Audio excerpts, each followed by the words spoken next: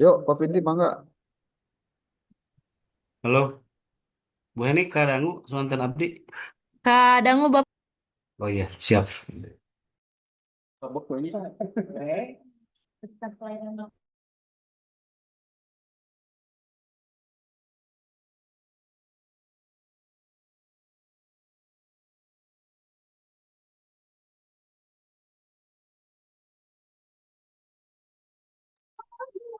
Halo, di kawitan wae teh. Tapi ini siap. Yuk, mulai Pak. Oh iya, siap, Pak. Yuk, diedankan Pak. Yuk. Assalamualaikum warahmatullahi wabarakatuh.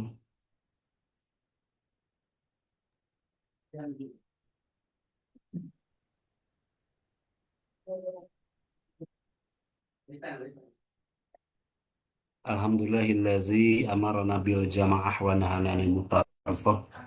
Asyhadu an la ilaha illallah wa asyhadu anna Muhammadan abduhu wa rasuluh.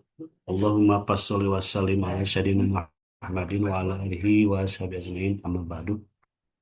Puji dan syukur hanya milik Allah, salawat dan salam semoga tercurah limpahkan kepada junjungan kita, yakni Habibana wa Nabiyana Muhammad Sallallahu Alaihi Wasallam. Tak lupa kepada keluarganya, sahabat-sahabatnya, tabiin tabiatnya, dan mudah-mudahan kita semua diaku sebagai umatnya. Amin ya Allah ya Rabbal Alamin. Yang terhormat Bapak dosen pengampu, yang saya hormati rekan-rekan eh, kelas 1D ya. Alhamdulillah pada kesempatan kali ini kita dapat bertemu di dunia maya dalam mengikuti mata kuliah dasar-dasar pendidikan Islam. Pada kesempatan kali ini ada tiga narasumber ya yang akan menyampaikan materinya. Yang pertama Pak Pindi, Pak Pindi Alexandi dengan temanya strategi Islam mengatasi problem kurikulum. Kemudian yang kedua Bu Eva Nur Aini dengan pendekatan Islami dalam penyelesaian masalah sumber daya manusia dengan tujuan menyusun solusi sumber daya manusia Islami. Dan yang ketiga, Pangkus Kusnadi dengan materi model penyelesaian masalah mutu lembaga Islam dengan tujuan merumuskan solusi mutu berbasis manajemen pendidikan Islam.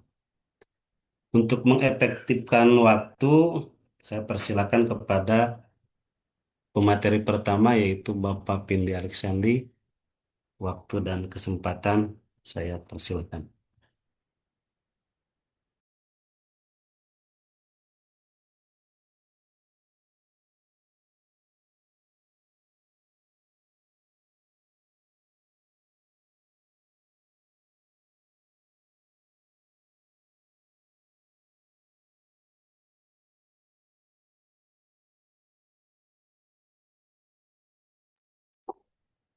Baik, izin share screen.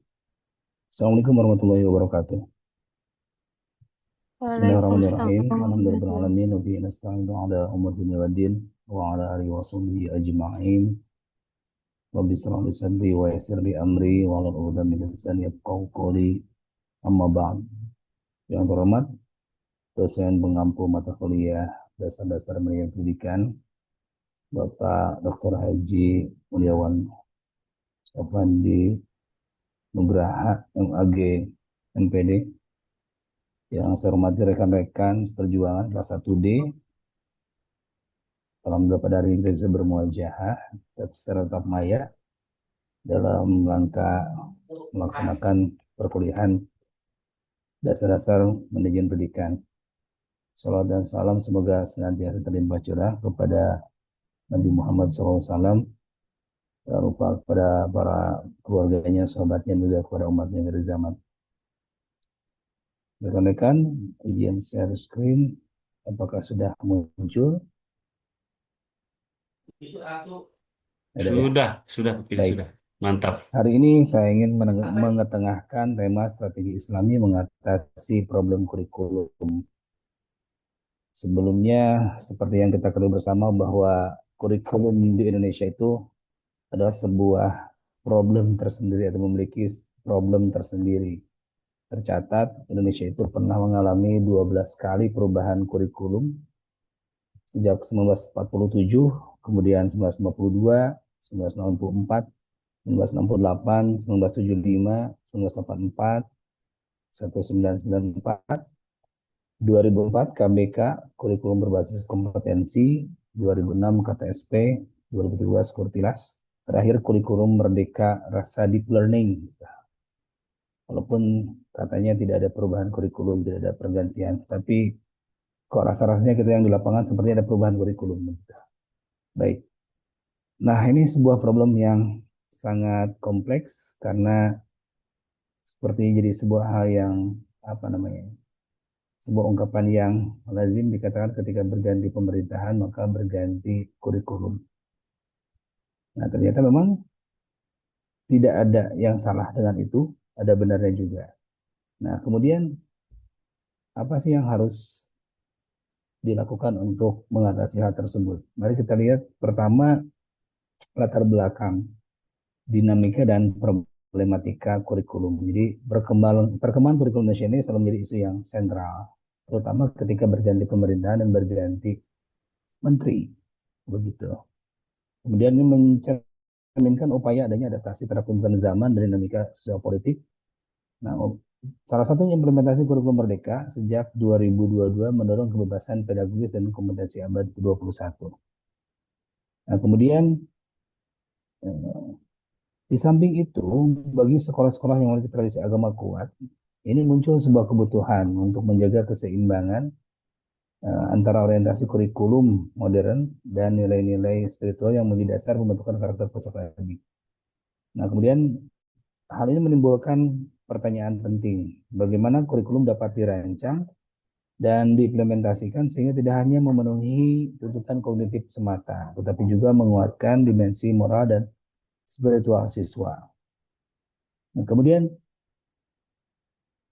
tantangan implementasi kurikulum merdeka, karena walau bagaimanapun kita tidak bisa pungkiri bahwa sampai hari ini sebetulnya memang secara resmi kurikulum tidak berubah, kurikulum merdeka, tetapi ada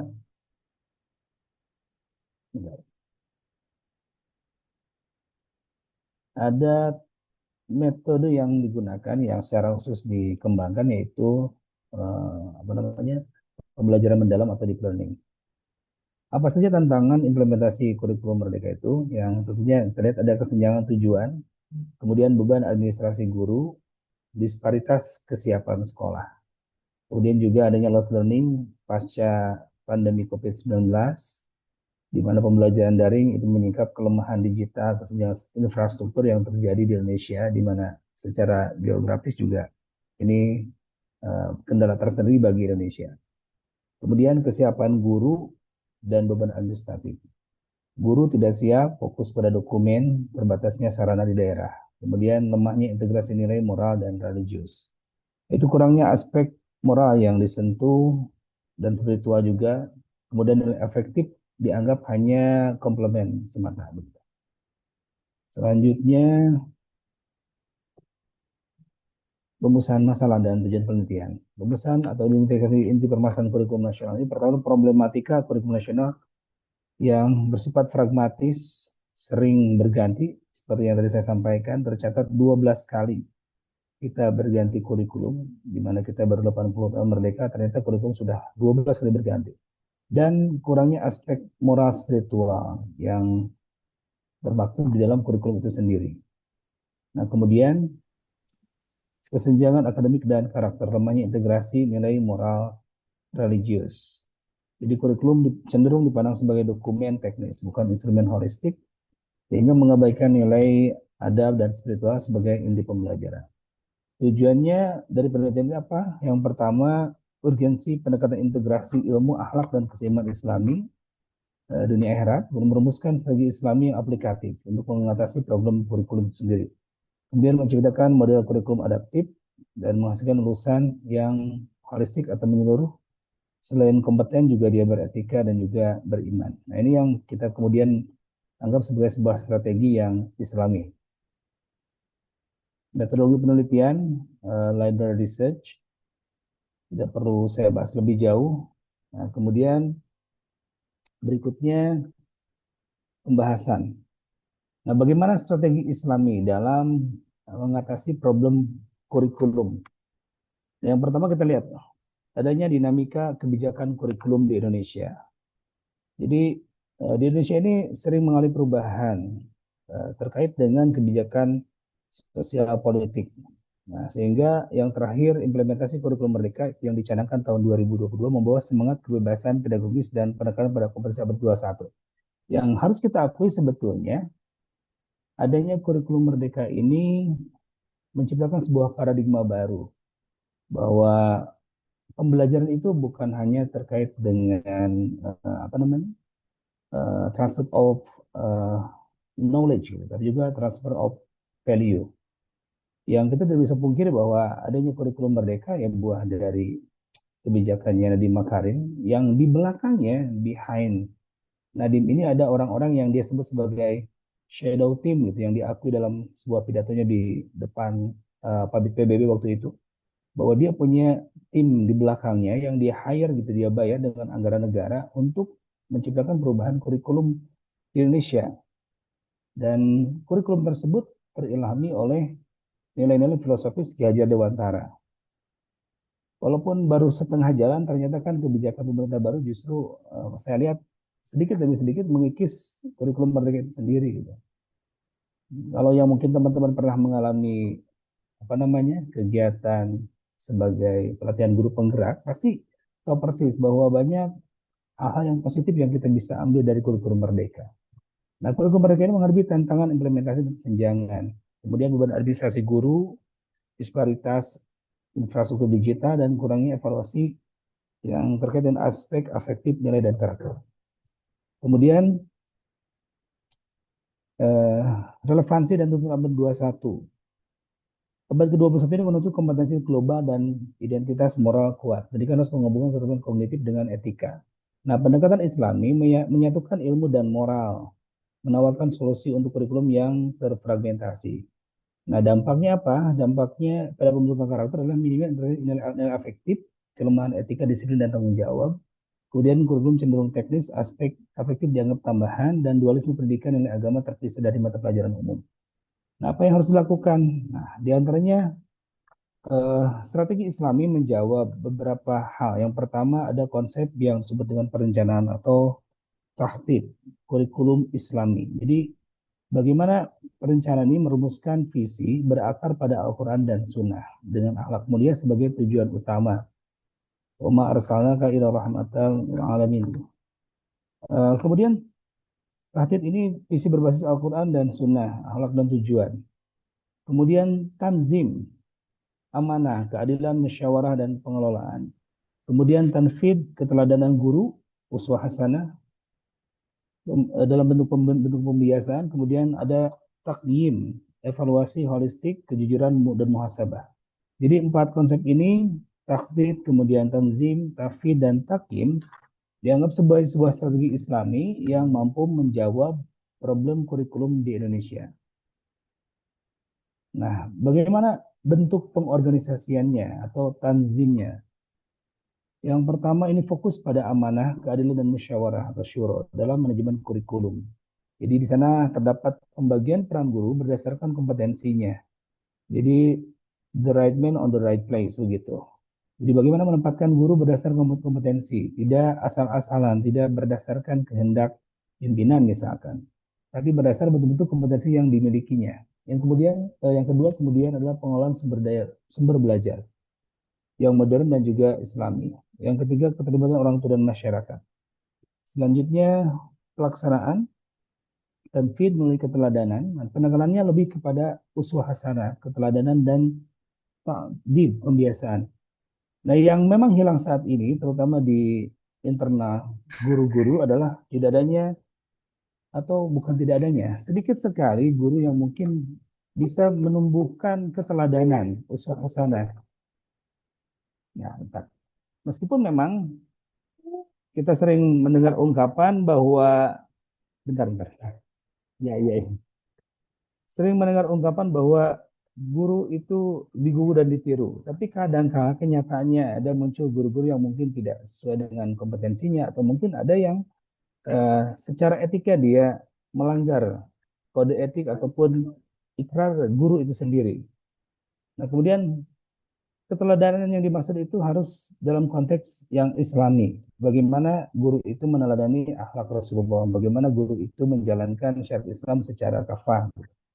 Kemudian mulai pembiasaan nilai, melalui doa, melalui bagaimana menjaga kebersihan, hal-hal yang sederhana yang sebetulnya adalah nilai-nilai Islami yang mungkin saat ini kita tidak terapkan sepenuhnya.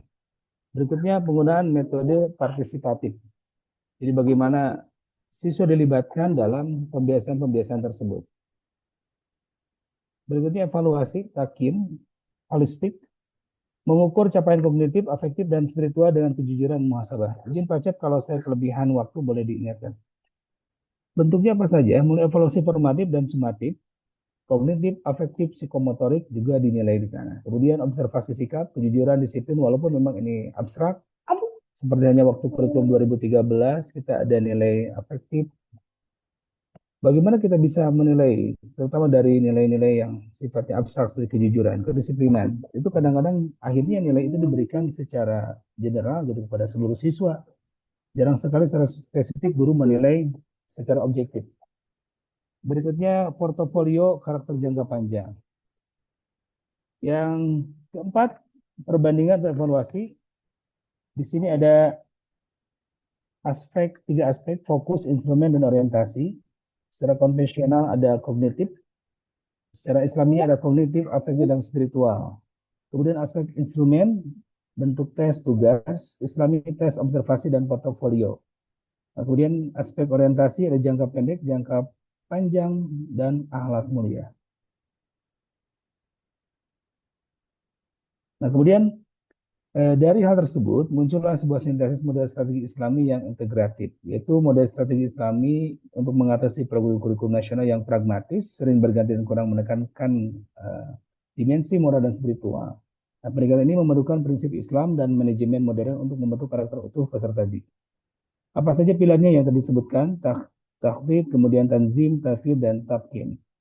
Nah, prinsip dasar kurikulumnya diantaranya tauhid, landasan pada iman dan kesadaran akan ilmu Allah, akhlak, orientasi karakter mulia, syuro, metode musyawarah kolektif, amanah, yang di dalamnya ada etika kerja dan tanggung jawab dan muhasabah dalam bentuk refleksi dan perbaikan. Nah, visualisasinya model siklus berkali ini menempatkan tauhid sebagai inti, membentuk proses peningkatan berkesinambungan. Nah, relevansi dengan kurikulum modern adalah bagaimana mengatasi lemahnya integrasi moral, dominasi kognitif, dan keterputusan ilmu iman, memberi ruh baru pada kurikulum, meningkatkan resiliensi siswa. Keunggulannya apa dari hal tersebut? Di antaranya strategi ini karena integratif modelnya, maka dalamnya ada unsur yang lebih holistik, praktis, dan jangka panjang.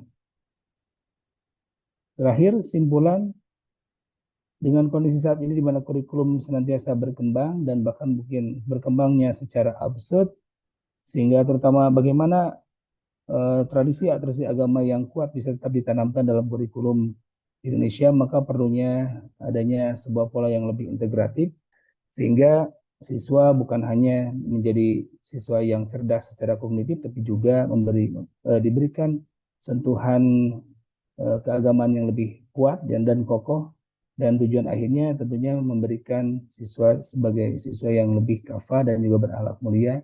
Sebagai salah satu tujuan pendidikan nasional adalah membentuk manusia yang beriman dan bertakwa kepada Tuhan Yang Maha Esa. Terima kasih, terus yang dapat saya sampaikan, kurang lebihnya mohon maaf. Wassalamualaikum warahmatullahi wabarakatuh. Waalaikumsalam warahmatullahi wabarakatuh. Terima kasih Pak Pindi yang sudah menyampaikan materinya cukup jelas sehingga sulit untuk nanti diberikan pertanyaan. Untuk selanjutnya yaitu eh, pemateri kedua yang akan disampaikan yaitu oleh Ibu Eva Nuraini. Dipersilahkan.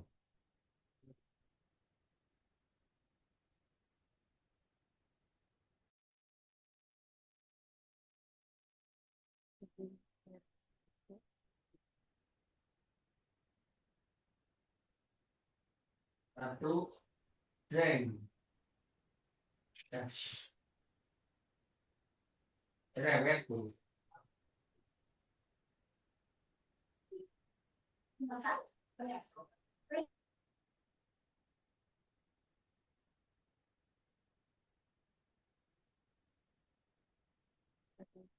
tertampil, Bapak Ibu?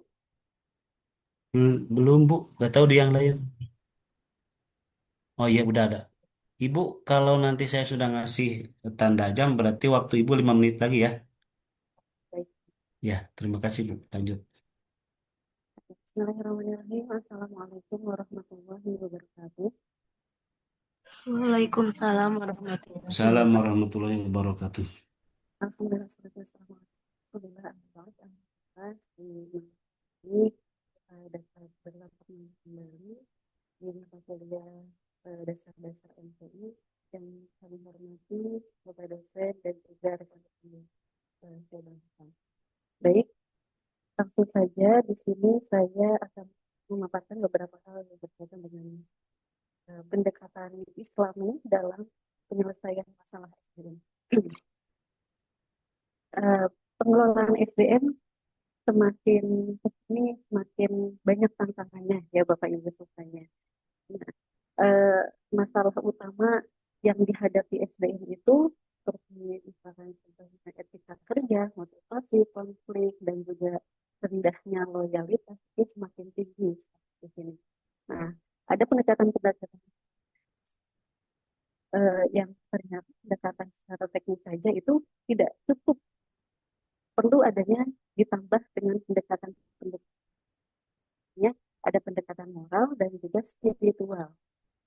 Pendekatan Islami yang kita sebagai seorang Muslim pastinya gitu ya, dan juga Bapak Ibu yang berada di lembaga Islam maupun di lembaga lainnya ya, yang pastinya kita sebagai seorang Muslim pastinya menawarkan solusi-solusi yang melalui apa nilai-nilai keislaman gitu ya, di antaranya ada keadilan, amanah, musyawarah, dan juga ihsan. Oke, nah selanjutnya di sini ya sebagai pendahuluannya pengelolaan SDM dalam hal menyikapi berbagai masalah yang dihadapinya, ya, kita pun perlu mampu membentuk manajemen SDM yang produktif, etis, berkeadilan, dan menciptakan lingkungan kerja yang harmonis, serta meningkatkan kinerja dan loyalitas. Dari tujuan-tujuan ini diharapkan dapat terwujud ya, dan juga dalam hal ini ada hal yang melatar belakangi ya dari pembuatan ataupun artikel ini. Yang pertama ya, dan latar belakangnya dan juga urgensi di dalamnya. Manajemen pendidikan Islam menekankan SDM yang bukan hanya profesional, tapi juga bermutu dan juga adanya spiritual. Setiap kebijakan mulai dari rekrutmen guru hingga penilaian kinerja harus dilandasi dengan keadilan, amanah, musyawarah, dan juga kepatuhan di dalamnya. Dengan penerapan nilai Islam secara sistematis, tercipta budaya kerja yang harmonis serta kesejahteraan bersama di lingkungan pendidikan ini yang nah, selanjutnya di sini ada rumusan masalah dan tujuannya. Masalah utama yang dihadapi adalah bagaimana menerapkan nilai-nilai Islam untuk menyelesaikan konflik, kemudian meningkatkan motivasi dan membangun komitmen SDM. Dan di sini tujuan-tujuannya ada menyusun solusi SDM, SDM kemudian solusi yang Islami, ya. Kemudian secara aplikatif dan juga relevan. Selanjutnya mengintegrasikan nilai Islam dalam seluruh aspek manajemen. Baik, selanjutnya di sini ada metode yang saya lakukan adalah pendekatan kualitatif ya, studi kasus, kemudian teknik pengumpulan datanya adalah cara mendalam observasi dan juga dokumentasi. Selanjutnya ada analisis datanya, analisis tematik dari studi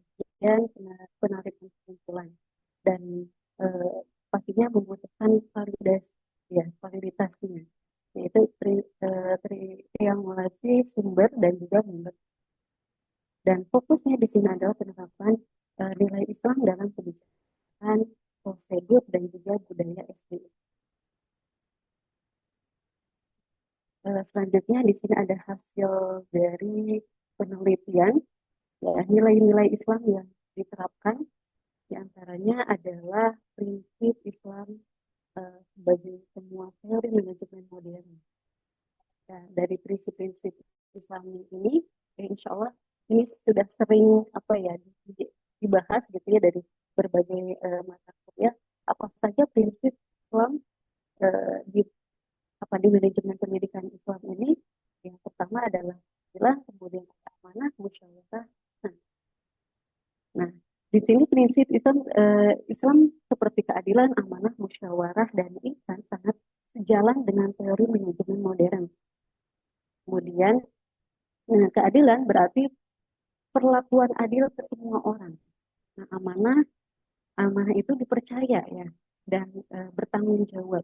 Kemudian, bagaimana dengan musyawarah ya? Musyawarah adalah kebiasaan diskusi sebelum mengambil keputusan. Ini sangat penting bagi manajer.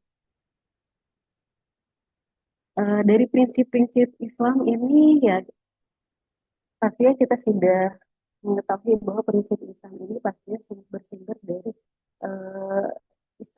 Islam gitu ya, bersumber dari Islam, kemudian dikaji juga di Al-Quran dan juga bagaimana kita mengetahui dari sejarah Islamnya gitu ya, prinsip Islam yang sudah ada dari 1400 tahun lalu, kemudian dikombin dengan teori manajemen modern ini sangat relevan dan juga ada solusi-solusi praktisnya.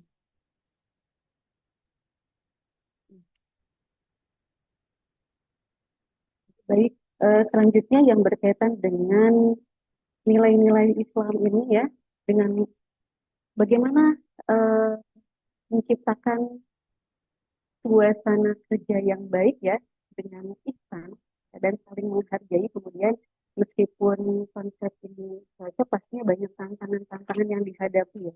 Nah, tantangan-tantangan yang dihadapinya yaitu adalah masih banyak yang belum paham ternyata ya, sulit meninggalkan kebiasaan lama karena misalkan sudah menjadi budaya. Mungkin contohnya seperti yang kemarin saat kita membahas yang berkaitan dengan anggaran gitu ya, sudah terbiasa seperti itu. Bagaimana kita mengembalikan prinsip-prinsip nilai Islam kita dengan benar gitu, dengan sesuai kesesuaiannya. Selanjutnya,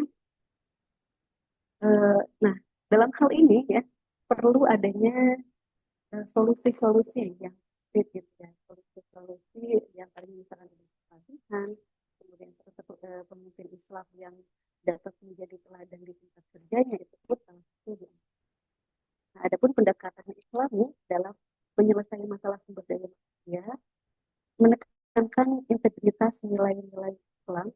Yang pertama adalah al-adl atau keadilan, kemudian fasid atau kejujuran, kemudian ada at-tawazun ya, yang lain adalah at-tawazun. Mungkin bisa jadi hal ini masuk juga kepada ihsan, keseimbangan holistik antara aspek jasmani, rohani, serta sosial untuk membangun SDM berkualitas yang saat produktif. Nah, pendekatan ini didasarkan pada ajaran Al-Quran dan Hadis yang memandang manusia sebagai khalifah dengan potensinya yang sehingga pengelolaan SDM tidak hanya administratif saja, tapi juga adanya transformasional untuk menyelesaikan konflik, meningkatkan kinerja, dan juga mencegah ya, sebagai langkah preventifnya adalah mencegah masalah seperti ketidakadilan atau kurangnya motivasi. Nah, di antara prinsip-prinsip ini yang menjadi landasannya adalah Al-Quran dan Hadis ya. Salah satu di antaranya, atau mungkin saya akan menyebutkan beberapa dalil yang berkaitan dengan prinsip-prinsipnya. Yang pertama prinsip keadilan dan pemberian hak yang adil, contohnya gitu ya, ada dalam surah An-Nisa ayat 58 yang artinya sesungguhnya Allah menyuruh kamu untuk menyampaikan amanat kepada yang berhak menerimanya dan menyuruh kamu apabila menetapkan hukum di antara manusia supaya kamu menetapkan demi adil. Nah, bagaimana aplikasi dalam SDM-nya? Ayat ini menekankan pentingnya memberikan hak kepada yang hak. Oke, contohnya apa yang adil gitu ya, kemudian posisi yang sesuai kompetensinya dan menyelesaikan perselisihan dengan adil. Kemudian bagaimana nih dengan praktiknya? Praktiknya kan diantaranya ya ketika ketika apa namanya memposisikan sesuai kompetensinya, ya rekrutmennya harus adil juga gitu ya. Kemudian penilaian kinerjanya ya objektif, kemudian ada gaji yang transparan, itu salah satu praktiknya di antara praktiknya. Bagaimana dengan ketika kita sudah melakukan aplikasi dan dia praktiknya tersebut, nah pasti ada hasil-hasil yang kita harapkan gitu ya. Bahwa hasilnya ya guru pun merasa puas gitu ya dengan pendapatan yang ada ataupun pelayanan yang mereka dapatkan. Kemudian konflik pun berkurang, ya motivasi pun naik. Selanjutnya eh, integrasi dari teori modernnya ya yaitu organisasional.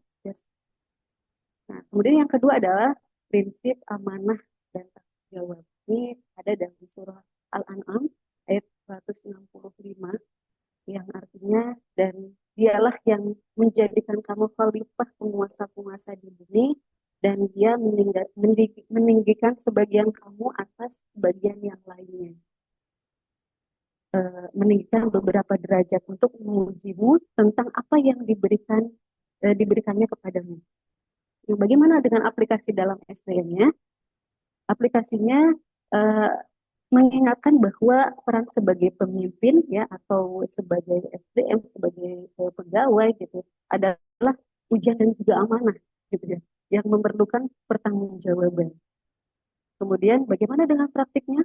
Praktiknya adanya delegasi ketika kita sebagai manajer ya artinya kita harus bisa mendelegasikan gitu ya. Dan ketika eh, kita sebagai manajer mendelegasikan SDM dan itu adalah salah satu bisa jadi itu adalah salah satu bentuk apresiasi juga sehingga guru itu percaya gitu dan percaya diri dan juga kita pun percaya kepada guru. Nah, kemudian selanjutnya adalah pengawasan kelas. Bagaimana dengan hasilnya ya? Hasil insya Allah dengan langkah-langkah ikhtiar seperti itu kita mendapatkan hasil guru yang merasa diberdayakan, kemudian inisiatifnya juga tinggi, dan stresnya juga berkurang gitu. Kemudian selanjutnya bagaimana dengan integrasinya? Integrasinya dari sisi teori modern adalah ethical leadership. Selanjutnya yang ketiga adalah prinsip etos kerja dan profesionalitas. Itu mendorong umatnya untuk bekerja dengan ihsan, dengan baik dan profesional karena pekerjaan adalah apa, perlu dipertanggungjawabkan di dalam surah At-Taubah ayat 105 ya dijelaskan dengan berbagai kewajiban-kewajiban sebagai profesionalisme gitu ya. Dan katakanlah bekerjalah kamu maka Allah akan melihat pekerjaanmu. Begitu juga Rasulnya dan orang-orang mukmin dan kamu akan dikembalikan kepada Allah yang mengetahui akan yang gaib dan yang nyata. Lalu diberitakannya kepada kamu apa yang telah kamu lakukan. Karena itu apapun yang kita lakukan akan diberitakan. Bagaimana dengan aplikasinya? Aplikasi dalam SDM ini menjadi motivasi untuk bekerja keras dan profesional, serta menyadari adanya pengawasan dan evaluasi yang tidak hanya dari atasan saja gitu ya, tapi juga dari Allah Subhanahu wa Ta'ala. Selanjutnya yang keempat adalah prinsip musyawarah dalam pengambilan. Kita sebagai seorang manajer pastinya dituntut atau berkewajiban untuk memutuskan berbagai hal gitu ya, terutama dalam ranah-ranah manajerial.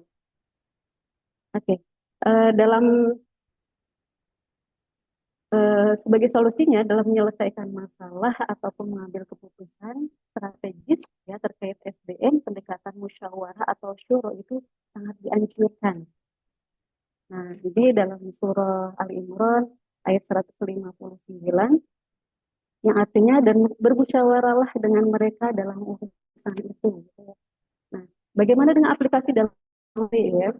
Aplikasinya adalah menerapkan komunikasi yang baik. Ini kuncinya gitu ya. Kemudian menghindari kekerasan atau apa ya, kekasaran gitu ya dalam berkata-kata atau dalam perbuatannya.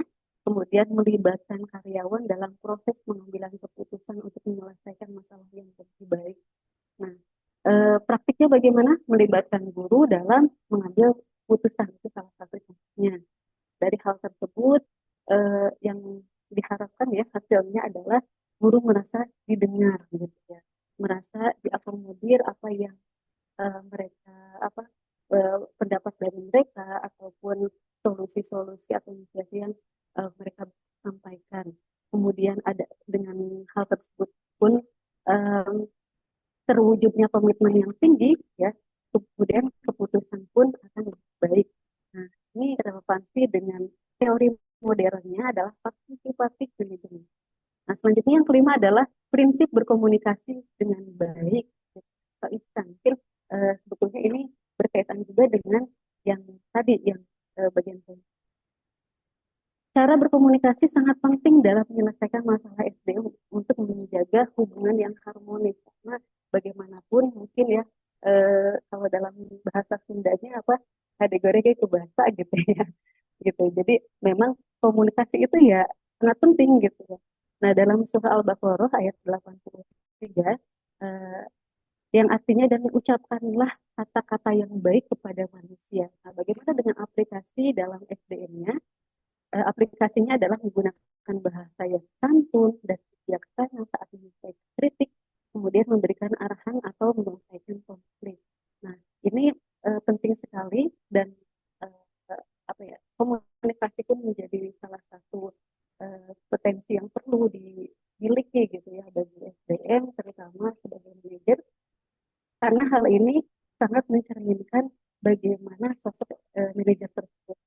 Mungkin kalau di lapangan ya jangan sampai ada kalimat ya saya dari daerah misalkan daerah Sumatera atau daerah mohon maaf mungkin bahasa dan sebagainya mungkin terkenal dengan nadanya yang lebih tinggi sehingga minta dimaklumi, yaitu kita pun harus apa ya menyadari gitu ya ketika kita ada di suatu tempat ya kita harus mengikuti bagaimana yang ada di lingkungan tersebut, dan ya asalnya ketika kita menasihati atau menegur pun gitu ya terus menggunakan kalimat-kalimat yang santun seperti itu.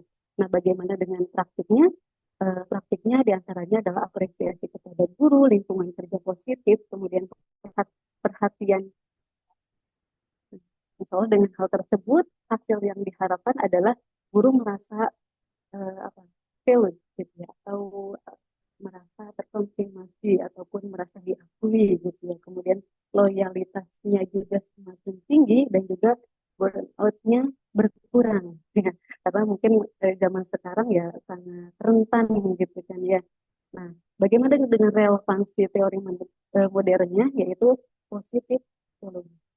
Nah, dengan menerapkan prinsip-prinsip ini, organisasi dapat menciptakan lingkungan kerja yang harmonis, produktif, dan adil sesuai dengan hukum.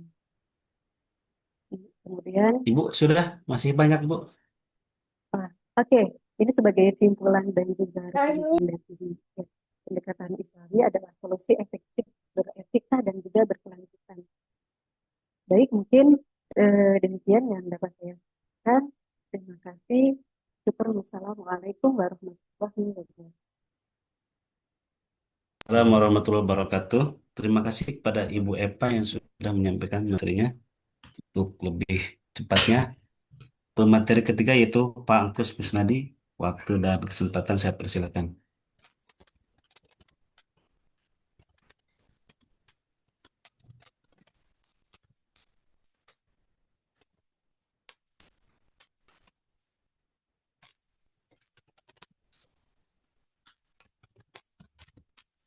Bismillahirrahmanirrahim.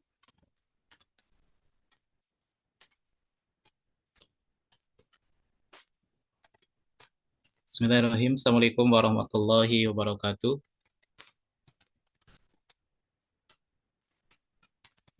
Maaf, Pacat, kedengaran suaranya? Ada Bang Bos, ada. Lanjutkan. Eh, Bapak dosen yang saya hormati, beserta rekan-rekan kelas 1D, Bapak Ibu yang saya hormati. Baik, pada kesempatan ini eh,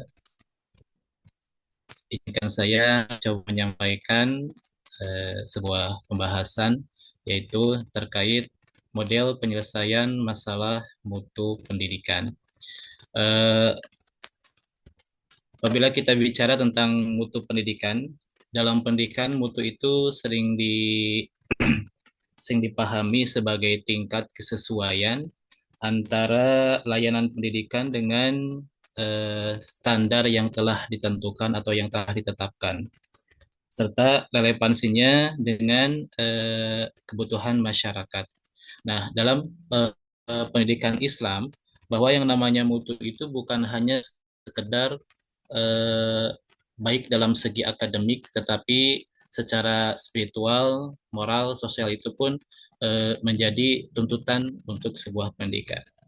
Dalam peraturan pemerintah pun telah ditetapkan ada yang namanya sistem penjaminan mutu pendidikan, yaitu dalam standar nasional pendidikan bahwa kita ketahui ada yang namanya 8 standar pendidikan, dari mulai standar 1, standar proses, kemudian standar isi, dan lain-lain.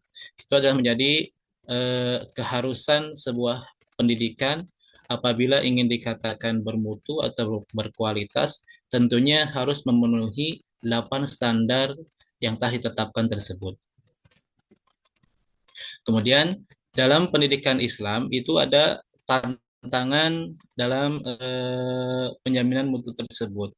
Pertama itu adalah kualitas sumber daya manusia atau SDM yang belum merata, baik tenaga pendidik dan tenaga pendidikannya.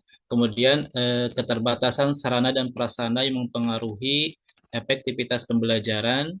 Kemudian ada manajemen yang kurang profesional, yang seringkali masih bercorak tradisional dan belum mengadopsi praktik manajemen modern. Kemudian ada kurangnya budaya mutu internal yang berkelanjutan, sehingga perbaikan mutu itu cenderung bersifat insidental. Dan ini adalah hambatan-hambatan yang sering dihadapi oleh pendidikan atau pendidikan Islam, lembaga pendidikan Islam, itu terkait mutu itu sendiri. Pertama, kualitas sumber daya. Otomatis yang namanya pendidikan ketika misalkan untuk menjamin mutu pendidikan itu berkualitas atau misalkan sesuai dengan tuntutan yang sesuai dengan aturan atau relevansinya dengan tuntutan masyarakat, maka tenaga pendidik dan tenaga pendidikannya di suatu lembaga itu harus kualitas sumber dayanya harus lebih ditingkatkan. Kemudian sarana prasarana, otomatis sarana dan prasarana ini menjadi tolak ukur bahwa lembaga pendidikan tersebut dikatakan berkualitas dilihat dari sarana dan prasarana yang telah menunjang untuk sistem pembelajaran yang ada di lembaga pendidikan tersebut. Kemudian manajemen yang kurang profesional itu yang seringkali bercorak tradisional. Corak tradisional itu seperti apa? Manajemen yang mungkin seperti yang lebih mengendalikan fisik atau siapa dia yang berkuasa berarti dialah yang menjadi pemimpin.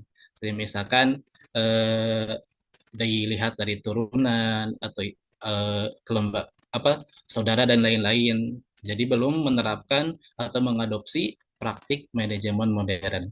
Nah, kemudian yang terakhir itu kurangnya budaya mutu internal yang berkelanjutan, sehingga perbaikan mutu itu cenderung bersifat insidental.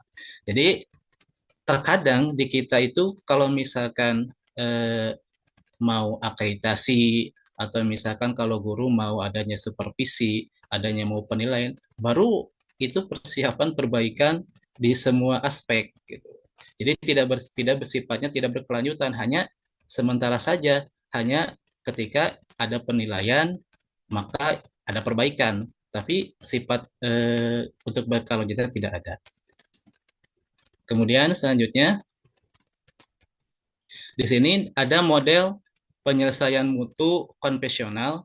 Pertama ada Total Quality Management atau TQM, kemudian ada ISO 9001 2015, kemudian yang ketiga ada Kaizen dan PDCA, Plan, Do, Check, Act ya. Yang pertama itu TQM.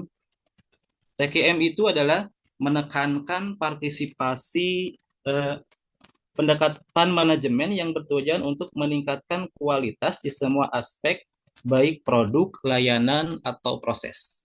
Jadi di sini TKM itu menekankan partisipasi semua anggota organisasi, fokusnya itu pada kepuasan pelanggan dan perbaikan berkelanjutan. Dalam lembaga pendidikan Islam, prinsip TKM ini relevan untuk mendorong keterlibatan guru, siswa, dan orang tua dalam meningkatkan mutu layanan. Kemudian ada yang kedua, ISO atau istilahnya International Organization for Standardization. Jadi standar internasional menawarkan standar mutu internasional yang mengatur sistem manajemen mutu berbasis prosedur dan dokumentasi. Kemudian implementasinya pada lembaga pendidikan meningkatkan kredibilitas atau kepercayaan dan transparansi manajemen. Nah, yang terakhir itu adalah Kaizen dan PDCA, Plan, Do, Check, Act ya.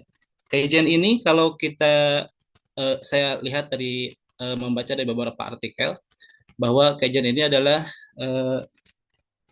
diambil dari filosofi atau budaya yang berasal dari masyarakat Jepang, yang mana ini adalah berupa suatu cara berpikir untuk perbaikan dan kemajuan secara terus-menerus dalam kehidupan seseorang, yaitu continuous improvement atau perbaikan atau peningkatan secara terus-menerus.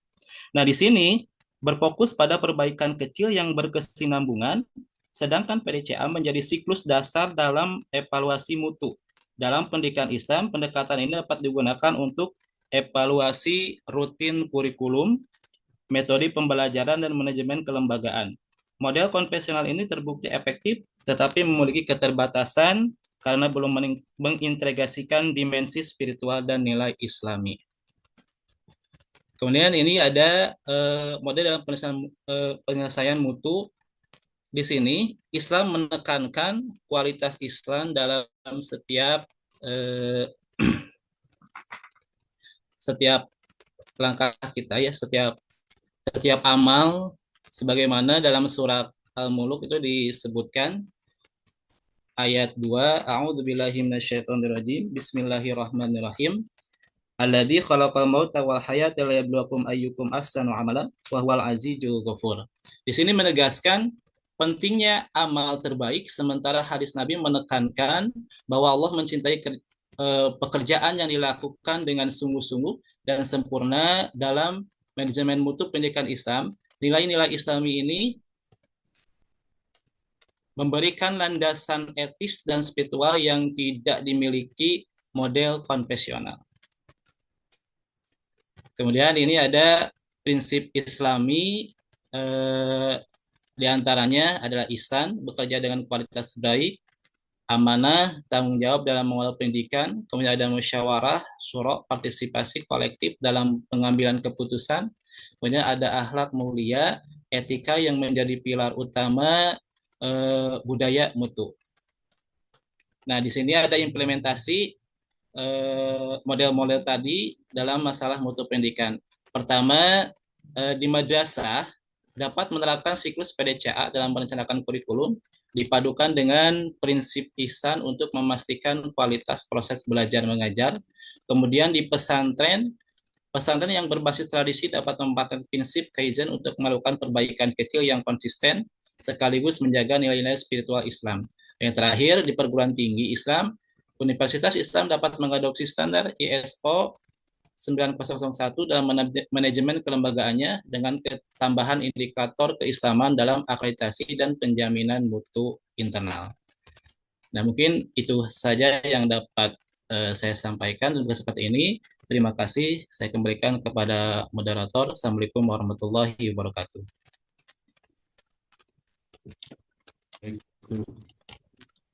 Waalaikumsalam warahmatullahi wabarakatuh pada Pangkus. Ya, tepat sekali 10 menit. Terima kasih. Untuk selanjutnya yaitu sesi tanya jawab ya. Pertanyaan dibuat oleh kelompok yang berikutnya ya. Pertama dari Budais, kemudian Pak Ahmad dan saya sendiri. Silakan mau Pak Ahmad dulu atau Budais dulu? Saya dulu Pak Acep boleh? Oke, siap boleh. Bu. Baik, terima kasih atas kesempatannya. Kebetulan ini kita penanya wajib ya Pak Acep ya. Saya mungkin Iya akan Bu, iya Bu. bertanya ke ya terkait dengan kurikulum. Tadi teh siapa ya Pak Vindi ya kalau nggak salah. Iya Bu. Ya, ini untuk Pak Vindi mungkin ini memang pertanyaan tapi ke sharing aja gitu ya ini mah lebih ke sharing aja. Ini ada studi kasus nih di sekolah tentang kurikulum, terutama di daerah yang memang banyak keterbatasan, juga banyak menghadapi tantangan, terutama di daerah terpencil gitu ya. Tantangan tersebut yaitu pada aspek perkembangan teknologi atau digitalisasi. Nah, seperti misalkan sarana dan prasarana kurang memadai, itu ya yang terbukti bahwa di daerah terpencil itu seperti itu. Selanjutnya akses jaringan pun susah, SDM-nya juga masih belum terampil, misalkan gitu. Nah, kira-kira dalam menghadapi tantangan atau keterbatasan tersebut, model kurikulum yang bagaimana atau seperti apa yang harus diterapkan untuk memastikan tujuan pendidikan tetap tercapai. Itu saja.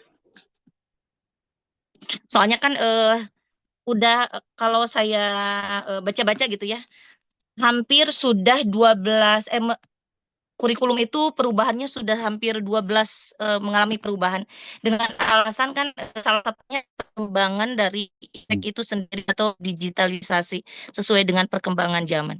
Itu saja Pak Cip bisa di ini bisa Sudah dipahami. 12 Bu, hampir 13 kali mungkin. Iya, ya sampai sekarang betul. Betul, betul. Betul ya, sampai mendalam ya sekarang. Ke-13-nya Istilahnya. hampir. Ah, ah, ah.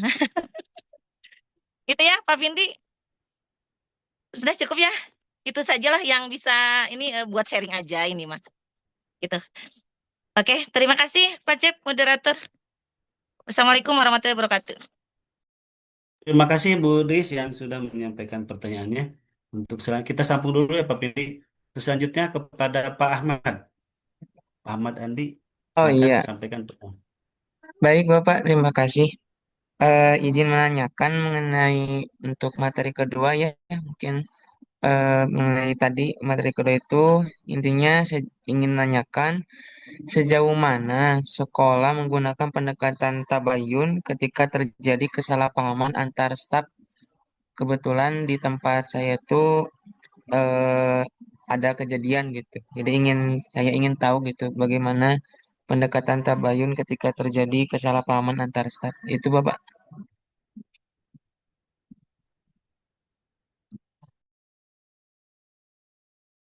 Sih, Pak Andi pertanyaannya tentang tabayun ya. Untuk selanjutnya pertanyaan dari saya itu ada dua ya. Yang pertama untuk Pak Pindi ya tentang kurikulum. Tadi sudah dibahas ada 12 kurikulum perubahan. Kalau saya menganggapnya bukan perubahan tapi perkembangan ya.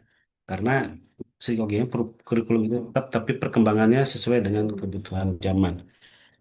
Pertanyaan simpel yang pertama, apa tantangan terbesar dalam menerapkan strategi kurikulum Islami di lembaga pendidikan yang berada di lingkungan masyarakat multikultural?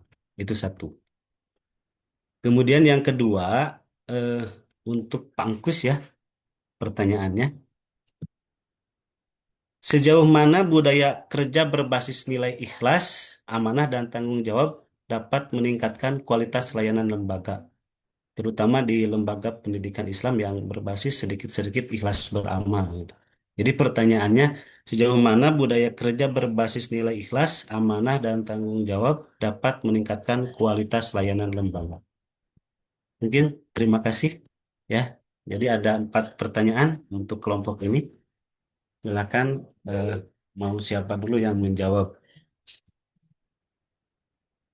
Pak Pindi dulu boleh. Ya, Pilih. baik. Baik, saya tidak diberikan waktu untuk berpikir langsung menjawab. Baik, Bu Dis, ini sharing sebetulnya, tapi muncul juga pertanyaan pada akhirnya. Karena memang perlu kita ketahui dan mungkin saya pikir sudah diketahui secara umumnya bahwa Indonesia ini sangat majemuk sekali, heterogen begitu. Termasuk juga bagaimana kondisi geografis yang juga menjadi tantangan tersendiri bagi implementasi kurikulum di Indonesia sejak zaman dulu sampai hari ini. Ya. Nah, kemudian tadi Bu Du sempat tanyakan, model kurikulum bagaimana yang tepat yang bisa digunakan di daerah-daerah tertentu. Kalau kita menyebut, mungkin pemerintah menyebut 3T ya, terluar, terjauh, apalagi tertinggal. Pokoknya 3T lah, segala T. Terdalam. Ini sebetulnya ya, kalau saya lihat ya, saya pernah mengalami beberapa kurikulum sejak saya SMA. Saya SMA lulus tahun 2002. Saya termasuk yang paling tua di kelas ini. Nah, saya mengalami KBK di akhir 2004, betul. Kemudian saya mengalami KTSP 2006, Kurtilas 2013, kemudian kurikulum Merdeka. Menurut saya, dulu ada KTSP sudah bagus, cuman mungkin bentar. Konten kurikulumnya ada beberapa mata pelajaran yang menurut saya sangat minim. Contoh sejarah misalkan hanya 1 jam di KTSP. Kemudian di Kurtilas sejarahnya terlalu banyak, bahkan ada sejarah peminatan dan sebagainya.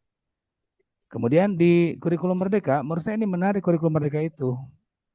Nah, karena di dalam kurikulum Merdeka itu, di sana kan guru sebetulnya diberikan keleluasaan untuk bisa berimprovisasi begitu dengan kondisi sosial budaya masing-masing tanpa harus kita katakanlah terkekang dengan aturan administratif yang selama ini mungkin menjadi permasalahan bagi Bapak Ibu gurunya. Ini benar suaranya kedengaran jelas nggak? Ya, jelas, Pak. Jelas, oke. Nah, jadi kalau menurut saya model kurikulum Merdeka pun sudah tepat, hanya mungkin ya inilah persoalannya. Makanya saya selalu berpikir kenapa sih yang jadi Menteri Pendidikan tuh gak pernah jadi guru gitu, harusnya pernah jadi guru dulu gitu. Nah, dia memang gak pernah jadi guru, tapi dia belajar dari guru. Pak Mukti mungkin pernah jadi guru ya, tapi lebih banyak di kampus. Jelas. Tuh. Sehingga banyak menteri-menteri yang menurut saya nggak pernah tahu secara persis bagaimana permasalahan yang memang mendasar di internal guru, termasuk bagaimana implementasi kurikulum. Nah, kembali ke tadi pertanyaan Bu Deis, bagaimana yang tepat? Ya, menurut saya sebenarnya semua juga bisa saja sih, tepat-tepat saja. Tapi yang pasti itu jangan sampai, betul ada suara yang muncul di mana itu ya? Di Pancep kayaknya. Di Pancep itu yang suara yang muncul. Oke, nah. Kalau menurut saya ya sekali lagi bahwa yang terpenting adalah pemerintah tidak katakanlah memberikan pressure yang berlebihan kepada guru dengan tuntutan-tuntutan yang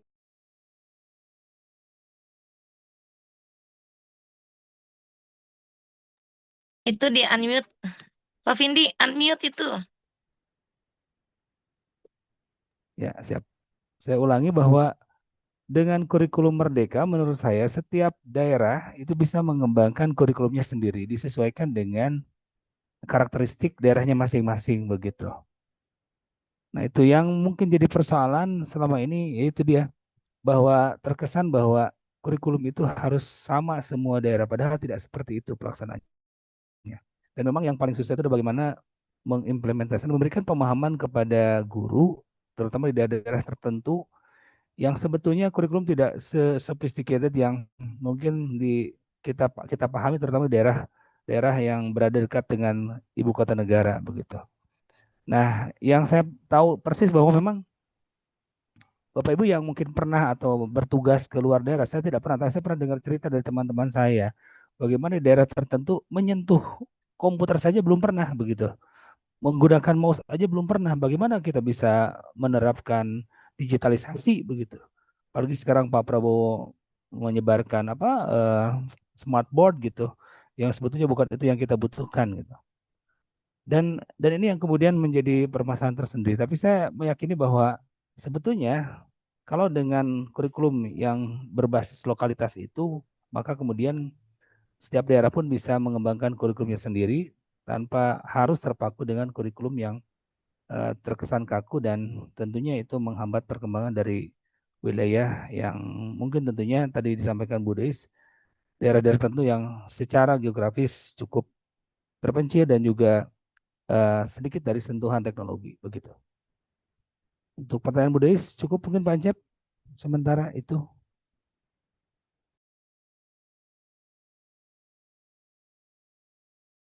Untuk Budis cukup ya. Kalau untuk yang dari saya Pak Pindi bisa dijawab. Ya, cukup Pak Cep, cukup. Terima kasih Pak Vindi. Sama-sama. Oke, ini Pak Encep langsung hajar lagi. Belum sempat berpikir.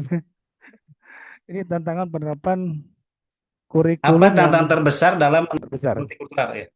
Oh iya, kalau pertanyaan multikultural menurut saya nggak masalah kan, pertanyaan multikultural, multi etnis bisa saja agamanya sama Pak. Tapi kalau multi Ya religi maksudnya gitu, maksudnya gimana Pak Encep? Puntennya ini agak aneh strateginya ya. gitu ya dalam Oh ya, menghadapi ya. ya. Nah, untuk strateginya bagaimana menerapkan kurikulum yang berbasis Islam di tengah-tengah masyarakat yang multikultural? Kita kembali ke dasar ajaran kita bahwa agama itu tidak bisa dipaksakan. Tapi hal-hal yang general, yang menurut saya umum, yang bisa kita katakanlah sajikan dalam pembelajaran, dalam kurikulum itu kita bisa sampaikan seperti nilai-nilai akhlak mulia begitu, kemudian nilai-nilai solidaritas, nilai-nilai kesetiakawanan, nilai-nilai yang itu memang secara universal dipahami oleh seluruh atau semua agama di dunia begitu. Karena walau bagaimanapun saya meyakini bahwa semua nilai-nilai kebajikan itu memang lahir dari semua agama, terutama agama samawi yang kita pahami saat ini. Begitu. Jadi dalam hal tersebut kita tidak perlu memberikan indoktrinasi yang lebih mendalam, terutama kaitan dengan ya bentar ya, punten Pak Encep. Ya boleh. Bentar. Enggak. Ini punten anak saya lagi ini. Jadi menurut saya eh, tidak jadi persoalan karena sekali lagi bahwa yang bisa kita lakukan adalah bagaimana nilai-nilai universal yang memang kita pahami bersama itu diterapkan atau diberikan pemahaman, diterapkan dalam kurikulum kita, tetapi tidak secara spesifik menyentuh ke hal-hal yang katakanlah prinsip Sensitif. atau berkaitan dengan tauhid begitu, itu yang memang tidak perlu diajarkan. Dan saya lihat sekarang justru sudah mulai lebih inklusif gitu ya dalam hal pembelajaran terutama di sekolah-sekolah yang berbasis agama. Contoh kecil misalkan Muhammadiyah sekarang sudah punya sekolah di Papua gitu, di mana pelajarnya itu adalah orang-orang non Muslim. Begitupun saya misalkan di Cianjur ada sekolah namanya Mardiwana, tapi ya siswanya berkerudung kan, memang seperti nggak lucu, tapi memang ada kenyataannya begitu gitu. Tapi saya tidak tahu persis ya bagaimana prakteknya, tapi saya meyakini bahwa hal yang universal itu bisa lebih mudah diajarkan tanpa harus menyentuh hal yang prinsip begitu. Terima kasih Pak.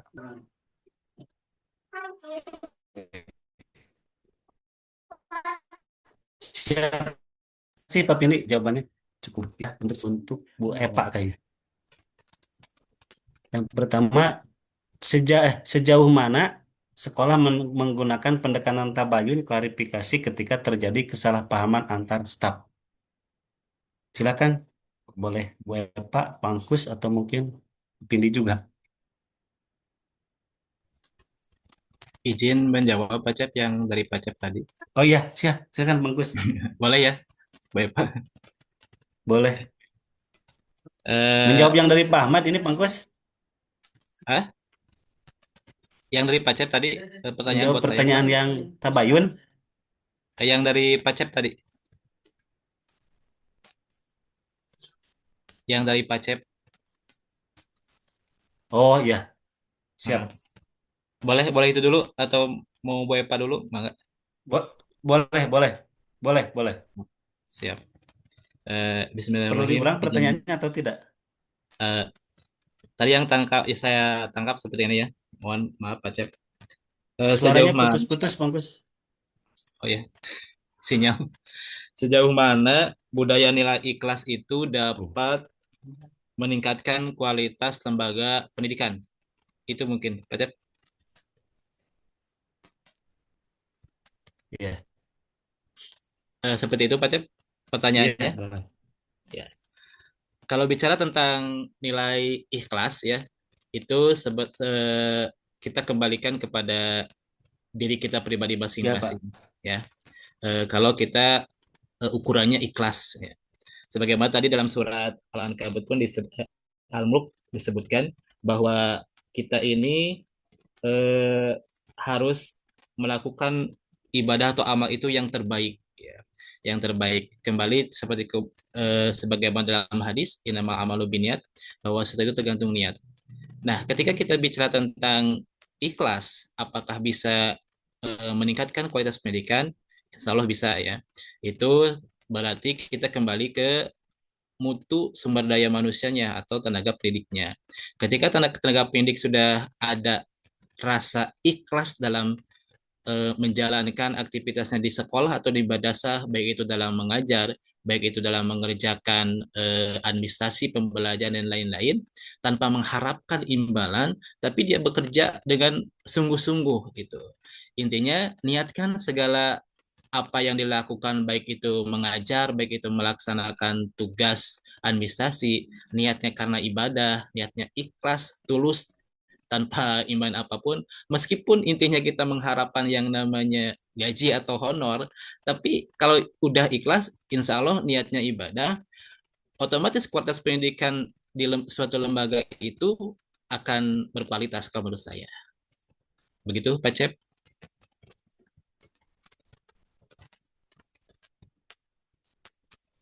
Kumaha Pak Cep? Terima kasih, Pak Kus. Ya, Cekap. bisa diterima. Ya, siap. Hatur nuhun. Assalamualaikum warahmatullahi wabarakatuh. Untuk selanjutnya, pertanyaan dari Pak Ahmad. Silakan, Bu Epa. Bu Epa, halo. Ya, mana Bu Epa?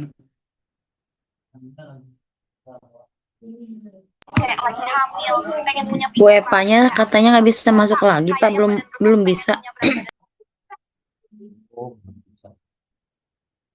Boleh atau sama siapa, Pak Angkus atau sama Pak Pindi?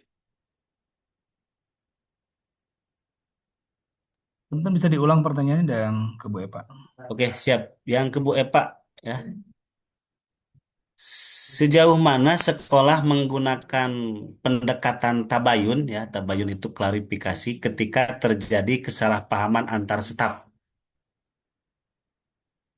Itu Pak Pindi.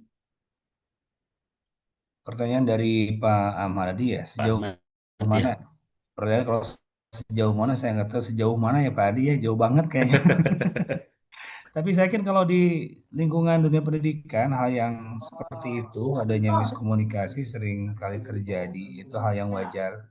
Di sini peran peran manajer, pemimpin tentunya harus bisa menjadi pihak yang bisa menengahi jika ada miskomunikasi seperti ini.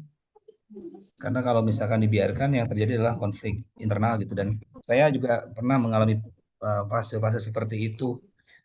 Karena tidak semua leader itu memang berniat untuk menyelesaikan masalah, justru ada juga yang menciptakan masalah supaya mungkin leadernya itu bisa bekerja dengan tenang atau katakanlah menggunakan konsep apa namanya, disebutnya apa ya, bukan problem solving, manajemen konflik gitu.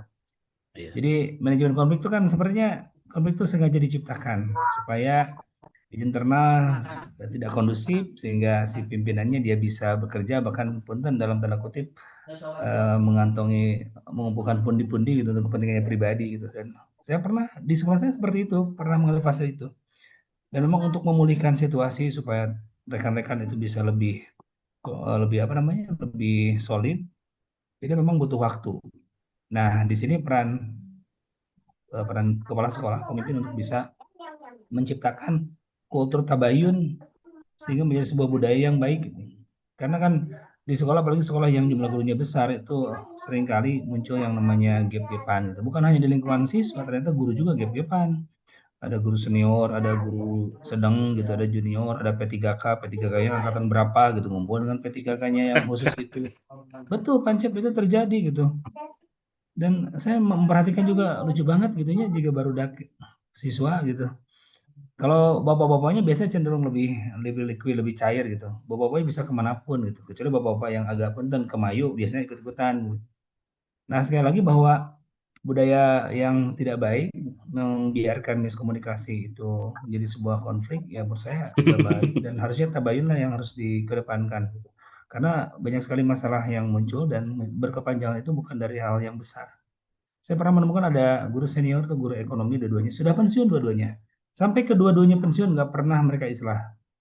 Kan naudzubillah gitu ya. Dua dan geus pensiun tapi masih kena parasea hiji hajian teu datang, hiji umroh, hiji komenna negatif gitu kan. Ya, saya teh ini sekolot siga kieu gitu. Ya ceritanya kita mau menerapkan hal yang kadang islami begitu. Tapi hal yang sederhana saja kita tidak bisa lakukan. Jadi jauh sekali. Makanya kalau tadi bicara apa namanya solusi islami untuk mengatasi problem kurikulum ya sebetulnya seharusnya kita harus memulai kembali hal-hal yang sederhana yang kita terapkan dan itu dimasukkan dalam kurikulum kita, terutama misalkan masalah kebersihan, masalah kebersamaan, masalah silaturahim gitu. Dan kenapa tidak itu kemudian diimplementasikan, diinternalisasikan dalam penerapan di sekolah-sekolah kita. Terima kasih.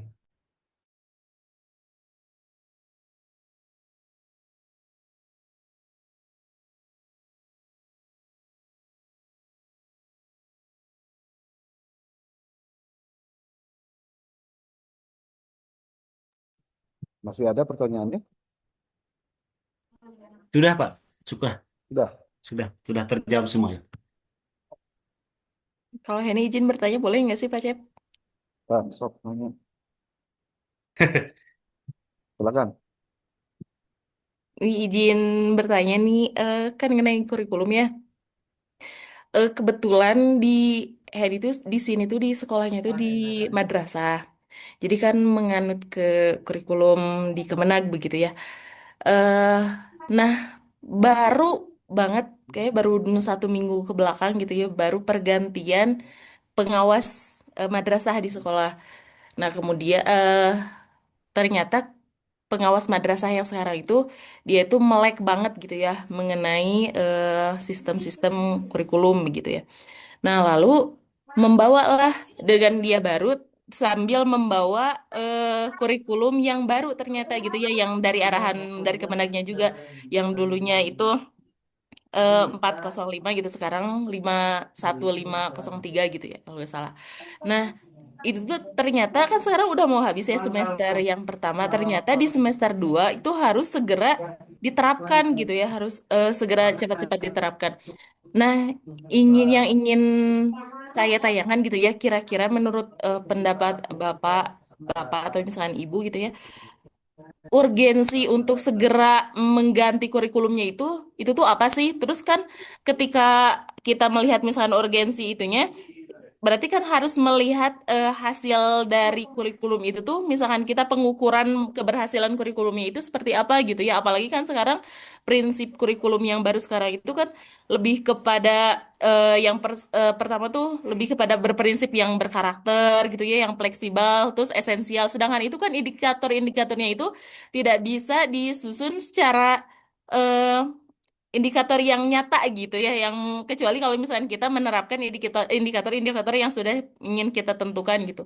Nah, kira-kira apa sih misalkan urgensinya, terus misalkan hasil dari kurikulum ini apa sebenarnya yang ini dituju dan kapan kita bisa melihat kurikulum itu berhasil atau tidaknya gitu. Terima kasih.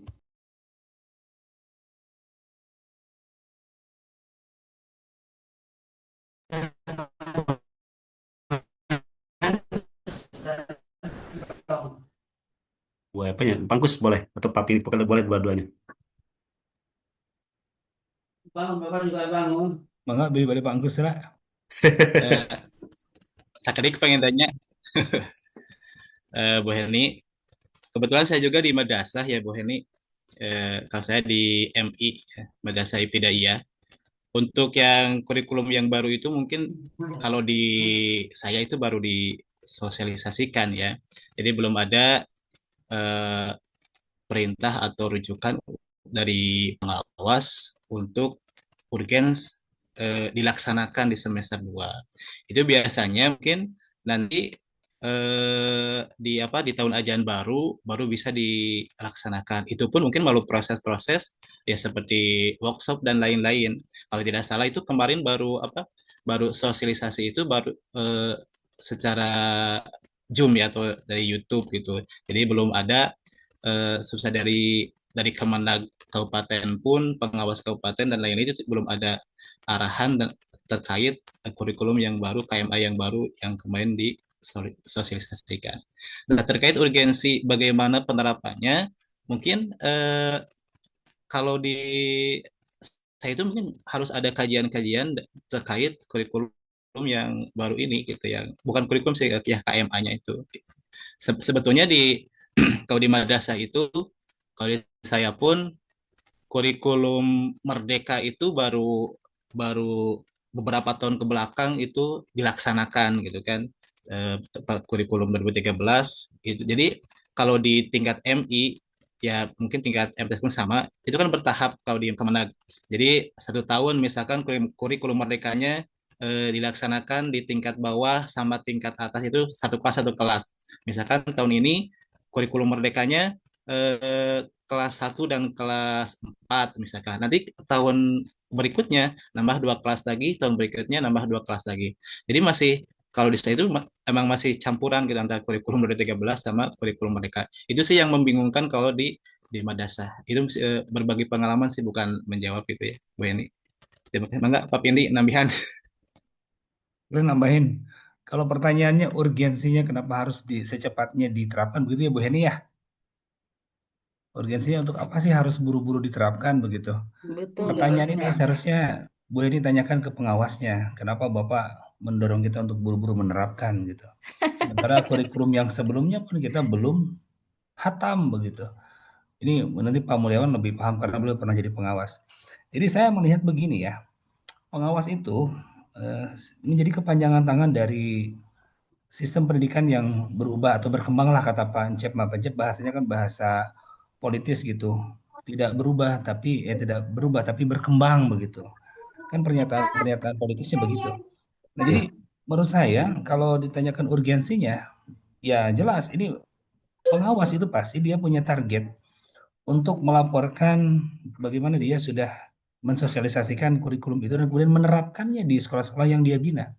Jadi ada target administratif yang harus dipenuhi oleh pengawas itu. Sehingga beban itu kemudian diserahkan kepada sekolah yang dia bina. Ya, di antaranya kan KMA terbaru tahun 2025 ini kan nomor 1503 ya, perubahan dari KMA 450 tahun 2024. Baru 2024 diterapkan kemudian muncul kembali 1503 kan itu ya. Saya juga bukan orang madrasah tapi sedikit banyaknya tahu tentang itu. Nah, kalau misalkan pertanyaannya seperti itu ya saya yakin meyakini itu bahwa pengawas itu selalu menjadi kepanjangan tangan dari peraturan ataupun katakanlah undang-undang ataupun sistem pendidikan ataupun kurikulum yang mengalami perkembangan itu sendiri. Jadi kalau menurut saya, coba deh Bapak Ibu yang sebagai guru berkontemplasi, apakah memang betul harus seperti ini mengajar itu ketika kurikulum berubah kita harus ganti lagi, ini belum selesai kita harus terapkan lagi yang terbaru gitu. Apakah harus seperti itu? Karena kan pada kenyataannya kadang-kadang ya mengajar itu balik lagi ke KTSP, kurikulum terserah si pemakai begitu. Jadi kumaha orang gitu ngajar mah CBSA itu ya. CBSA cuy budak kena anteng gitu. Tapi kita meyakini bahwa orang yang penting niatnya kan halus ya. Tujuannya baik dan apa namanya tujuan pembelajarannya tercapai begitu kan yang penting itu. Dan mereka menyenangkan ketika belajar dengan kita. Selesai sebetulnya. Nggak lebih dari itu. Sophisticated apapun kurikulum kalau pada akhirnya jadi hanya sekedar buku dokumentasi yang tidak hidup ya buat apa? Toh yang menghidupkan kurikulum adalah kita sebagai guru. Terima kasih. Oke, terima kasih Pak Pindi dan Pak Gus. Jawabannya cukup eh, jelas gitu. Untuk kemudian sepertinya untuk diskusi kita kali ini dicukupkan sekian. Untuk selanjutnya saya serahkan kepada Bapak waktu dan kehormatan saya persilakan. Ya, terima kasih Pak Cep Mulyana. Oke, Assalamualaikum warahmatullahi wabarakatuh. Bismillahirrahmanirrahim. Salam warahmatullahi wabarakatuh. Eh, Bapak Ibu di kelas 1D MPI ini mata kuliah di dasar-dasar manajemen pendidikan Islam sudah mulai masuk pada hal-hal yang sifatnya praktis, yang masalahnya ada dalam kondisi nyata atau empiris. Saya mungkin ingin lebih banyak ketika nanti Bapak Ibu mengelaborasi persoalan-persoalan yang menjadi bagian kelompok Bu Eva, Pak Engkus, dengan Pak Pindi. Ini kan bicaranya tentang solusi problematika manajemen pendidikan Islam. Karena ada keterbatasan dalam paparan, maka yang dibahas hanya 3 hal. Pertama terkait kurikulum, kedua tentang SDM, yang ketiganya tentang mutu atau kualitas lembaga. Ini kalau kita mau rujuk, Pak, persoalan ini ujung-ujungnya itu pada leadership, ya, pada kepemimpinan. Baik kepemimpinan kepala sekolah sebagai seorang pemimpin dan guru sebagai seorang pemimpin di kelasnya. Jadi yang biasanya kita lupa, kita hanya menyebut pemimpin itu ya kepala sekolah gitu.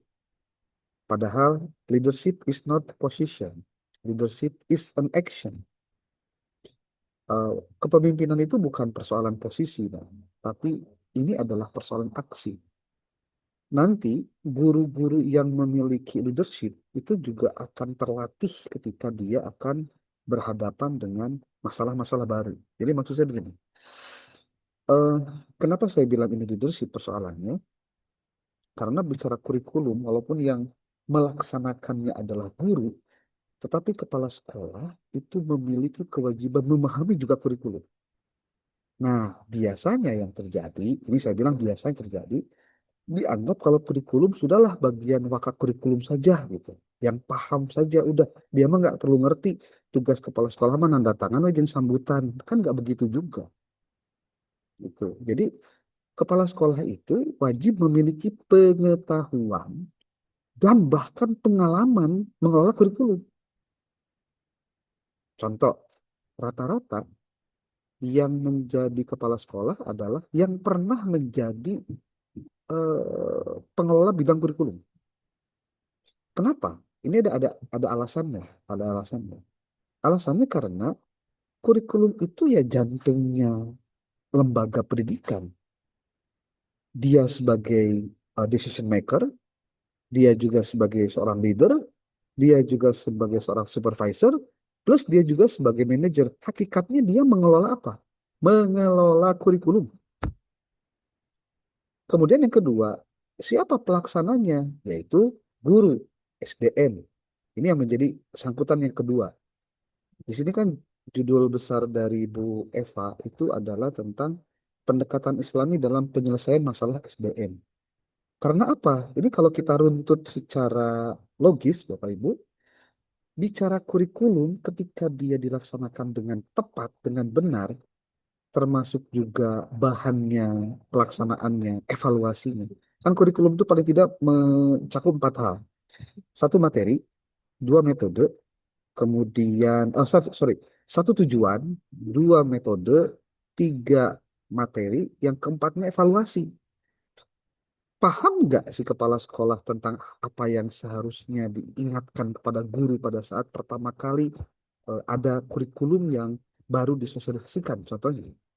Karena yang biasanya terjadi, kepala sekolah menyerahkan kepada pengawas untuk menjelaskan. Bukan dianya sendiri yang menjelaskan, itu problem menurut saya. Sehingga dia sendiri nggak tahu core bisnis atau core value apa yang terdapat dalam kurikulum yang akan disampaikan, yang itu merupakan visi misi lembaga yang harusnya ada di dalam kurikulum itu. Jadi kalau ditanya kontribusi mata pelajaran bahasa Inggris terhadap pencapaian visi misi lembaga apa sih? Kalau sampai guru bahasa Inggrisnya nggak ngerti atau nggak bisa ngejawab, berarti ada ketersumbatan komunikasi yang terjadi di situ. Apa akibatnya?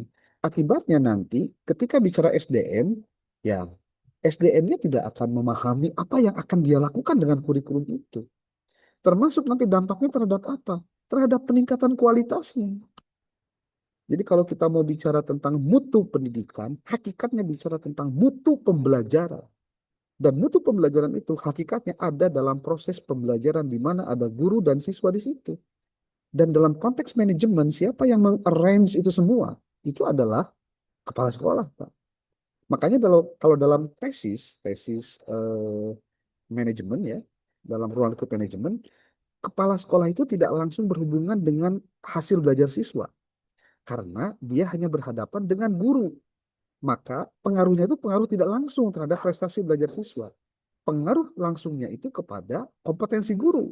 Siapa? Kompetensi kepala sekolah atau manajerial kepala sekolah. Itu langsung berhubungan dengan kompetensi guru. Tidak langsung kepada hasil belajar siswa. Itu kalau dalam penelitian itu, jadi si kompetensi kepala sekolah atau manajerial kepala sekolah itu tidak langsung berpengaruh terhadap hasil belajar. Siapa yang berpengaruh langsungnya adalah si gurunya. Jadi menurut saya tiga komponen yang dibahas oleh tiga orang ini yang membahas tentang bagaimana problematika dalam manajemen di lembaga pendidikan Islam, pembahasan tentang kurikulum, SDM dengan mutu, ini satu keterkaitan yang tidak bisa dipungkiri. Nah, cuma Bapak Ibu, saya ingin sedikit saja menjelaskan yang terkait dengan problem besar kita di lembaga pendidikan Islam. Yang saya pahami, eh, kalau dilakukan sebutlah namanya evaluasi diri terhadap apa yang dimiliki, resource yang dimiliki oleh sekolah atau madrasah yang yang ada di kita, maka kita akan tahu sebetulnya potensi yang bisa diarahkan di lembaga itu apakah di bidang akademik kah, di bidang seni kah, di bidang olahraga kah, atau di bidang yang lain. Sehingga kepala sekolah tahu persis apa yang harus dikembangkan dari murid, dari guru yang ada. Yang terjadi jangan sampai gini. Ketika input siswa itu terbatas dari kemampuannya karena mungkin, maaf, masanya sisa dari ketika dia tidak diterima di negeri, kemudian dipaksakan peningkatannya dalam bidang akademik, saya pikir ini bakal gempor sendiri. Kenapa tidak coba dilihat apa yang sudah dimiliki oleh siswa-siswa kita, prestasi di bidang non-akademiknya, apakah kemampuan olahraganya kah, atau kemampuan pentas seninya kah, atau kemampuan olahraganya kah, atau yang lainnya. Yang menurut saya kalau itu kemudian di bahasa ini range ya, di aransemen oleh si kepala sekolah, termasuk untuk mengetahui. Nah, ini terkait dengan pembahasan Bu Eva tentang SDM, Bapak Ibu. SDM itu kan juga dilihat ada yang memang kemampuan akademiknya tinggi, ada yang kemampuan akademiknya biasa-biasa, ada yang personalitinya bagus, komunikasinya hebat, ada juga yang mungkin bakat di olahraganya juga bagus. Tinggal gimana caranya dia itu bisa diberikan amanat kepemimpinan yang bisa eh, bisa bisa lebih bagus gitu. Contoh gini, Bapak Ibu pernah nggak nonton film? Saya jadi ke nonton film ya. Nonton film India di judulnya Ratsasi. Udah pernah nonton belum? Kalau belum, nonton deh. Kalau nggak nanti saya kasih link videonya gitu kalau Anda mau. Itu itu ceritanya luar biasa. Seorang perempuan, dia adalah seorang mantan tentara, eh, pangkatnya mayor, tapi dia jadi pengen jadi kepala sekolah, balik ke sekolah dia dulu di situ. Itu lamun saya ceritakan jadi spoiler, jadi nggak rame, jadi mending nonton. Itu mending nonton. Saya pikir bagus lah daripada nonton film India itu para rubuh. Itu lebih bagus nonton film itu, ya. Nanti saya kirim deh judulnya. Kalau yang sudah nonton, ada nggak? Masa di antara 29 orang di sini nggak ada yang nonton film itu? Saya heran nih. Apa Anda bohong gitu? Atau gimana itu? Pernah lihat cuplikannya, Pak. Tapi jangan nonton spoiler di alur cerita ya. Saya kasih tahu. Ada sih alur cerita, tapi Lewat di TikTok Pak yang alur cerita teh ya. mau rame. Saya kasih tahu. Ini kalau kalau Anda memahami, jadi gini Pak. Jadi kepala sekolah itu eh, muncul bahasa Sunda mah kudu hade bacot, hade congcot, Pak. Nah, itu kejadian di situ, Pak. Saya kayaknya untuk materi kuliah ini ada kewajiban Anda nonton film itu deh. Karena bicaranya tentang leadership, bicaranya tentang bagaimana mengolah SDM, gimana caranya melihat potensi sekolah, kemudian bagaimana caranya berhadapan dengan eh, apa lawan politik dan lain itu di situ di apa diceritakan, Pak. Jadi eh, tabayun yang tadi disampaikan, saya pikir kalau dalam bahasa saya nih, pertanyaan dari siapa tadi? Pak siapa tuh? Pak Ilham ya? Tadi siapa? Pak Andi, Pak, Pak. Andi. Pak, Pak Pak Andi. Ahmad Andi. Pak Andi. Kalau saya gini, Pak, hal-hal itu terjadi, ya betul. Prinsipnya hanya satu, Pak. Berani nggak menyelesaikan masalah? Kalau tidak berani menyelesaikan masalah, yakinlah bahwa nanti akan datang masalah-masalah baru. Jadi, tugas kita itu, Pak, pertama, bersiaplah berhadapan dengan masalah-masalah kecil. Yang kedua, jangan pernah menghindari masalah kecil. Yang ketiga, kita harus memahami bahwa ketika kita menghadapi masalah dan kita menyelesaikan masalah, di situ ada kemampuan lain yang kita miliki untuk menyelesaikan masalah lain. Dan yang keempat, ini juga yang paling penting, kita akan harus siap ketika kita diberikan, sebut sajalah, amanah bentuknya apapun, amanah kepemimpinan kah, level dinaikkan lah, sehingga kepantasan kita menjadi teruji karena kita berani dan setelah menyelesaikan masalah itu. Seperti tadi kasus kalau misalkan ada geng di sekolahnya, ada gengnya, ada geng tua, geng muda, geng Gen Z, geng kolonial gitu. Kemudian ada yang menganggap bahwa yang muda itu bawa masalah, yang tua susah diajak berubah gitu. Saya pikir di sini kan perlu ada pemahaman yang jeli gitu, melihat masalah-masalah seperti ini. Tabayun itu bukan hanya sebatas dipanggil babarengan terus ditanya ke non masalah dan sebagainya. Bukan hanya itu. Jangan-jangan terjadinya masalah itu gara-gara misplace, Pak. Salah menempatkan orang. Atau mungkin saja yang kedua, salah menempatkan potensi yang harusnya bukan di situ. Contohnya. Nah, ini juga jadi bagian dari cara kita bisa menyelesaikan masalah-masalah itu. Begitu mungkin pasti tidak puas karena waktunya juga terbatas, tapi saya harus membatasi ini sekarang sudah pukul 21.02, sudah 90 menit, sebentar lagi eh, 100 menit ya, sesuai dengan yang biasa kita lakukan. Cuma eh, saya request aja dari mulai sekarang dan mungkin nanti hari Jumat depan saya bakal tanya Anda, sudah nonton film itu, saya minta Anda berkomentar. Asiknya mata kuliahnya bisa nonton film gitu ya. Tapi nggak apa-apa. Karena saya nonton film itu berkali-kali, Pak. Bener. Saya malah download filmnya, ada. Nanti kalau mau saya nanti kirim linknya lah. Tapi ada tukang nonton film pasti nyaho lah di mana kudu neangan linknya lah ya. Itu kudu dibejaan tuh saya gitu. Judulnya Ratsasi. Anda tulislah Ratsasi. Eh dan hal ini menjadi satu pengalaman baik ketika memang di mana orang menyelesaikan masalah dengan cara-cara yang berbeda. Berbeda. Oke, ada yang mau disampaikan sebelum saya tutup?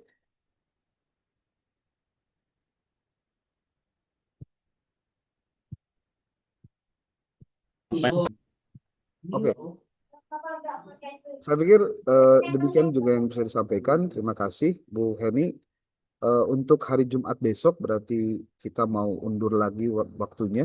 Ini kalau saya boleh sampaikan disclaimer aja. Ini saya lagi di lokasi tempat kegiatan buat besok. Di belakang Anda itu ada spanduk yang lagi dipasang tadi. Saya lagi ada di ruangan nih dari tadi. Teman-teman saya udah pada paruang. Saya harus menyelesaikan proses mengajar ini dulu.